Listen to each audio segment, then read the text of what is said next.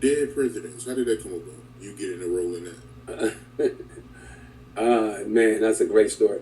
The Hughes brothers had somebody else in mind, and I went in to read for Cowboy and Spider and one other character, and they wasn't, they said, okay, thank you, and I had just done minutes with them, and I begged them to read Cuddy, and they were like, Cliff, man, we got a star name in mind for Cuddy.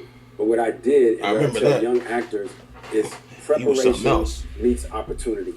So I stayed up all night and memorized Cuddy just like the way you saw it. So finally, after me wearing them down for like 25 minutes, they said, okay, Cliff, well, go ahead and read. So I had one suit, I had a Dob hat, I had an eye patch for Spider, I had a cowboy hat for Cowboy, and then I bought this Dob hat. I had a lot of money. I spent my last $8 and bought a Dob hat at Aardvark right on Melrose, and I had this wool suit, and I was sweating like a pig, like a runaway slave, but I went in the bathroom, put my Dob hat, got myself together, and did Cuddy just like you saw it. And when I finished, they said, damn, okay, you're going to be Cuddy, and we're going to figure this out. That's how I got Dead Presidents. Did you think it would turn out to be the classic it became? No. I didn't think Menace or Dead Presidents, I thought they would be good movies, but I didn't think they would become cult classics. And I'm just honored to be a part of it. And I am forever grateful to Jamie Foxx, to the Hughes brothers for allowing me to be in Menace and Dead Presidents and Ray. And I also want to give honor to my friend, Mr. Charles Dutton, who cast me in Rock, which was a classic role. Oh, the Andre Thompson. I'm just very... That there. That Andre Thompson. I reacted to some pieces of that a couple years ago. That Andre Thompson character, boy, he was something else. I'm trying to get paid. I'm a businessman. Oh, you're a businessman now. You need to find some new business. That character was something else. I think he was in 2 or 3 seasons. They kept that going because that was something serious. And he came back walking with the stick, still being bad. He was something else. Right. Thompson. Oz Scott, who's casted me in a lot of stuff. My friend Rose Catherine Pinckney, who's always had projects and considered me like in Sacrifice. So I have a lot of wonderful people who have brought me on. The brothers, I didn't get cast in the brothers until they made me meet the head of the studio because they just didn't think I was the guy. And the writer, give honor to Gary Hartwick, said, no, Cliff Powell is the guy I want, and I'm not going to, they're saying, I called Gary, said, I got to audition another 1,000 people. He said, I'm not going to like anybody. And I'm going to call you back next week, and you're going to go meet Clint Culpepper, who I'll give honor to, who hired me in the brothers. And that was another good movie. And I heard that you was pretty much broke when you auditioned for Dead Presidents, right? I don't know if there's a word, I don't know if there's a term called pretty much broke. I think you either broke or you just got money. No, I was broke. I broke. But it was sometimes it's not about the money, man. Next Friday's another classic that, I didn't have a lot of money when I did, but and they don't pay a lot of money, but you string about 20 of them along and you get the residuals. I get a lot more money from my residuals now.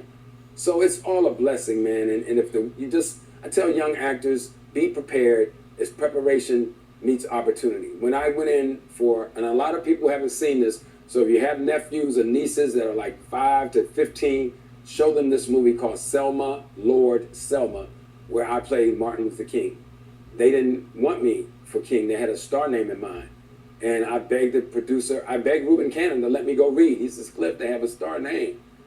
And so finally, after about 25 minutes, Reuben came back and he said, they said they'll see you. And so I walked in, they said, you have anything prepared? I said, yeah, I have Dr. King's last speech. And they said, okay, all right. So I said, now it doesn't matter what happens now. We've got some difficult days ahead. Like anybody, I would like to live a long life, So after I did that, they said, you know what, you're going to be king and we're going to work it out. Now, the reason I did that little clip is because I want young entertainers to understand. That's just voice work. I took 4 years of speech classes, dialects, phonetics, but I also stayed up all night long and watched Eyes on the Prize. And I got a suit like Dr. King. I cut my mustache like Dr. King, and I went in and embodied the voice and the spirit of Dr. King. That's how I came from the back to the front.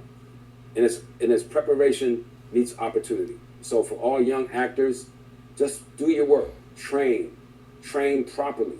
I train in the Stanislavski system. That's what that is. Yo, I had no idea your role in Menace to Society was supposed to be Too Short. Yes. Too Short didn't want to do all those lines, so I ended up playing Chauncey. Thanks to Too Short. Chauncey, I love Chauncey. MCA was in the movie too, wasn't it? Yeah, he was. What you think about Ray Charles, man? He's a cool cat, man. That's my guy, right? No, go ahead, bro. You know I ain't got no good sense. Every time I put my glasses on, I feel like Ray Charles. And I met Ray at the end before he passed away. What a great guy. But no, I was just acting stupid. Yeah, but a lot of the early movies though, he was playing the bad guy. Woo! He could play it perfectly. Cause the Andre Thompson boy, that character seemed like he was in that show for 5. I think it was only 2 seasons. It seemed like he was there for like 5 seasons. Because every time you turn around, okay, the Rock with the campaign speech or getting ready for the campaign. Andre Thompson, what the hell are you doing in here? That was something. I remember that. And then that classic line when he went in the bar. Was it the bar? Yeah, talking to Rock, and he was like, "You can turn it around." He's like, "No, I can't turn nothing around." It's like he's the bad guy. He's gonna stay the bad guy. And he said maybe if you turn it around, maybe you could get a cool spot in hell. Ooh, that's crazy. Damn. Because I remember because the clips are on YouTube. He went I guess begging one of his old boys trying to get some help to keep his business going. And the guy said, I guess the guy told him, I'm out, I'm done. He slammed that phone down. Let me tell you something. And slammed the phone down, and everybody turned around and they think, what are y'all looking at? Y'all think this is funny? Yeah, that was. So and then he said the Cuddy knocking the old boy down the steps, or hitting him with the gun. What's his name? Lorenz Tate's character. That was something. Talking about some Merry Christmas Santa Claus. And knocking him down the steps and making his grocery fall over the floor. That was something.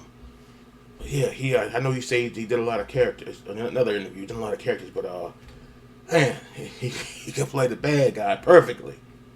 Man.